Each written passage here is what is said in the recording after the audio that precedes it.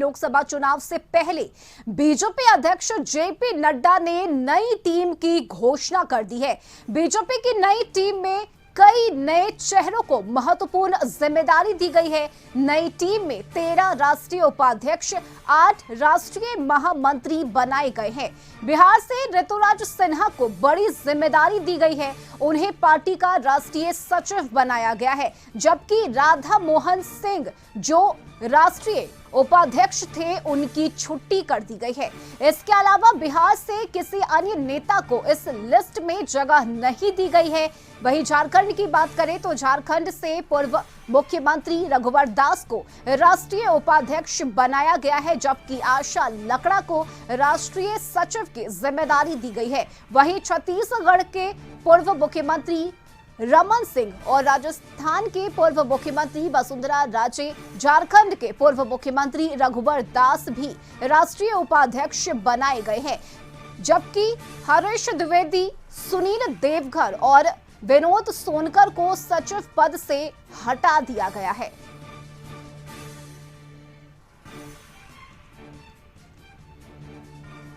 और news room से संपादक अशोक मिश्र इस वक्त हमारे साथ जुड़ गए हैं। अशोक जी, लोकसभा चुनाव से पहले ये बड़ी तैयारी बीजेपी की, जेपी नड्डा ने ये नई टीम बनाई है और इस नई टीम में कई ऐसे नए चेहरे हैं जिसे जिम्मेदारी दी गई है, कई ऐसे युवा चेहरे हैं जिन्हें जिम्मेदारी सौंपी गई है। क्या पूरी जानकारी? बिल्कुल, देखिए, बीजेपी ने प्रदेश नेतृत्व में परिवर्तन के बाद अब राष्ट्रीय संगठन में भी परिवर्तन किया है और कई ऐसे युवा चेहरे को अपनी टीम में जेपी नड्डा ने जगह दी है जिसे पार्टी मानती है कि इसका लाभ पार्टी संगठन को मिलेगा।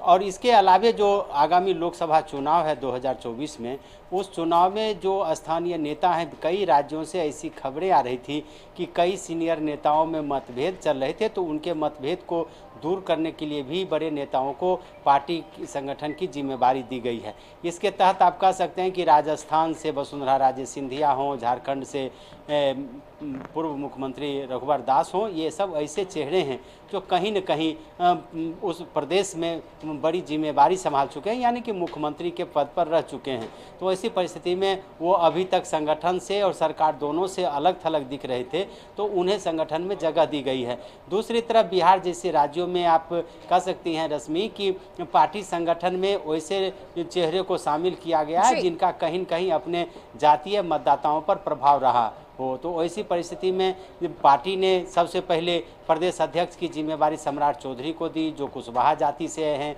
बिहार विधानसभा में विरोधी दल के नेता विजय सिन्हा हैं, वो सवर्ण जाति यानी कि भूमिहार जाति से आते हैं। इसके बाद अब ऋतुराज सिन्हा को ये जिम्मेदारी दी गई है और यह जिम्मेदारी इसलिए दी गई है राष्ट्रीय सचिव की कि पटना और खास करके बिहार में भी उनके सवर्ण उनके जो जातीय मतदाता हैं, कायस्थ मतदाता, उनको भी एक तरह से लगे कि संगठन में भी उनकी भागीदारी है, यानी कि बीजेपी उन्हें भी तवज्जो देना चाहती है। नित्यानंद राय को गृह मंत्री की जिम्मेदारी है, तो जातीय समीकरण को भी साधने की बीजेपी ने कोशिश की है।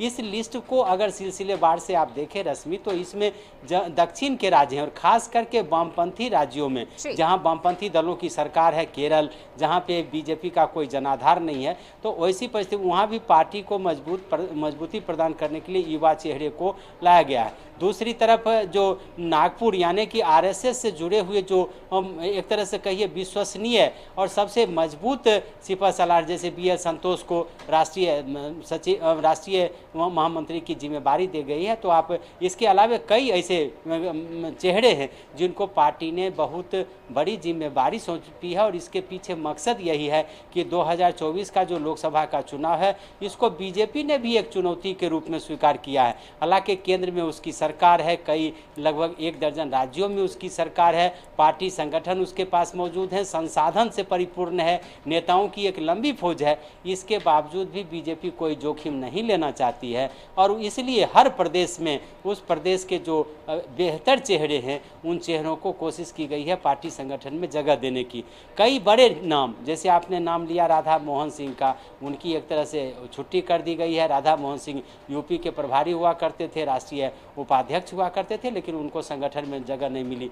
रविशंकर प्रसाद केंद्रीय मंत्रिमंडल में शामिल थे। उम्मीद की जा रही थी कि मंत्री पद से उनकी जब विदाई हुई तो पार्टी संगठन में उन्हें बड़ी जिम्मेवारी मिल सकती है, लेकिन उन्हें कोई जिम्मेवारी नहीं दी गई है और उनके जगह पर उनके स्वजातीय को जगह मिली है ऋतुराज सिन्हा को। आपको याद होगा कि पिछले दफे जब लोकसभा का चुनाव रविशंकर प्रसाद को जब पटना साहिब से टिकट मिला था तो ऋतुराज सिन्हा या आर.के. सिन्हा के समर्थकों ने ही बवाल मचाया था और काले झंडे दिखाए थे। लेकिन आज रविशंकर प्रसाद को एक तरह से दरकिनार किया गया है। तो कहीं न कहीं पार्टी ये मानती है कि जिनका जनाधार मजबूत है या जो पार्टी के लिए हर तरह से सक्षम है संगठन में, उसकी भागीदारी होनी चाहिए और यही वजह है कि पार्टी में युवा चेहरे को शामिल किया गया है। कई ऐसे नाम हैं जो अभी तक एक तरह से कहिए कि संगठन में उनको महत्वपूर्ण जिम्मेवारी नहीं दी गई थी, उनको पार्टी ने अब महत्वपूर्ण जिम्मेवारी दी है और राष्ट्रीय स्तर पर जिम्मेवारी दी है। यानी कि बीजेपी ने जो सेकेंड लाइन कहते हैं, थर्ड लाइन कहते हैं, वो ऐसे नेताओं की भी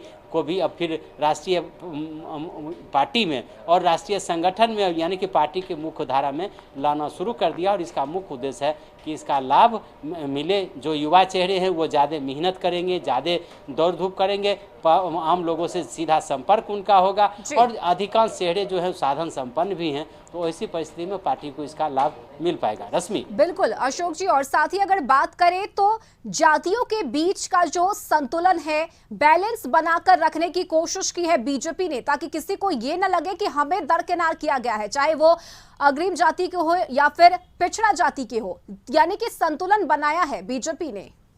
बिल्कुल, देखिए बीजेपी मानती है कि जो उसका जनाधार है उस जनाधार को किस तरह से समेट करके रखना है और यही वजह है कि उसको समेटने के लिए बीजेपी ने तैयारी शुरू की है। पार्टी के जो नाराज नेता थे उनको मुख्यधारा में लाया गया है, जिनके पास संगठन की क्षमता है उनके ऊपर दायित्व दिया गया है और जो जातीय समीकरण में फिट बैठते हैं उनको भी सामने लाया गया है ताकि पार्टी को इसका लाभ मिल सके और 2024 का चुनाव पार्टी फतह कर सके। जी चलिए, बहुत शुक्रिया अशोक जी आपका तमाम जानकारी के लिए।